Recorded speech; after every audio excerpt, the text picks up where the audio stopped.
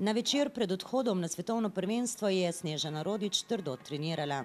Najtežje je res to pripravljalno obdobje, kjer je vse usmerjeno na hitrosti, na moči in na koncu treninga je kar velik napor. Svojo športno kariero je Snežana Rodič pričela že zelo zgodaj kot igro. Od malega se s tem ukvarjam in se ne vidim brez atletike.